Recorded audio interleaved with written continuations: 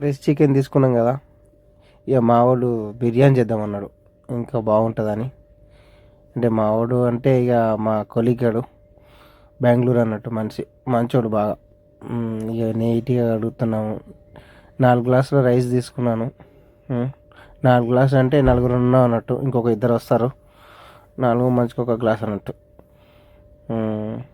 ఇక మావాడు నీళ్ళలో రెడీ చేస్తున్నాడు మిరపకాయలు ఉల్లిగడ్డలు. ఇక చికెన్ అయితే ఆల్రెడీ కలిపి పెట్టి ఉంచినాను, వీడియో తీయలేదు. ఇదంటే ఫ్రై చేద్దామని సైడ్కి పెట్టుకున్నాము. ఇక ఇదే మా ఎలక్ట్రికల్ స్టవ్, మా కిచెన్ ఇది చూడండి.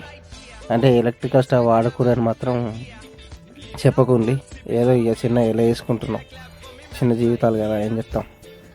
కలుపు జీవితం అన్నప్పుడు కామన్. ఇక ఇవన్నీ కోసి పెట్టించండి మనోడు.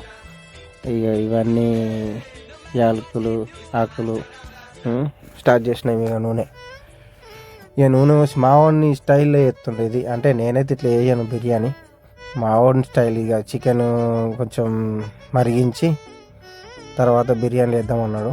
సరే మీకు ఎట్లా అనిపిస్తే అట్లా చేయని చెప్పాను. ఇక వాని స్టైల్లో మనం ఒకసారి దించుద్దాం, యూట్యూబ్లో చూసినాడ. సరేనా? ఇక ఉల్లిగడ్డలు గోలిచ్చాలి, మంచిగా ఎర్రగా అయ్యేదాకా కలుపుతూనే ఉండాలి. పుదీనా, కరివేపాకు ఇవన్నీ వేయాలి. ఇక మనోడే మనకు చెప్తున్నాడు చూడండి. 2000 ఇదే హైలైట్ అన్నట్టు. ఎలక్ట్రికల్ ఏమంటారు స్టవ్కి 2000 లాస్ట్ అన్నట్టు. హెవీ వేడి వస్తుంది. ఇక కలిపెట్టిన చికెన్ మరిగిచ్చాక మంచిగా మరిగాక చికెన్ వేయాలి.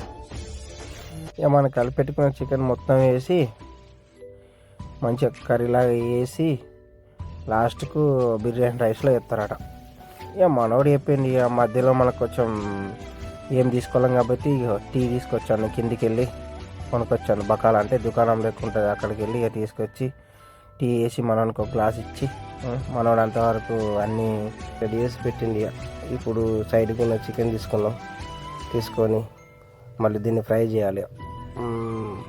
పసుపు వేసి, కారపొడి వేసి, ఇంత ఉప్పు వేసి, కరివేపాకు వేసి మిక్స్ చేసి సైడ్కి పెట్టుకోవడం. ఇక తర్వాత ఇక మనం చికెన్ అయ్యేదాకా రైస్ పెట్టేసుకుందాం.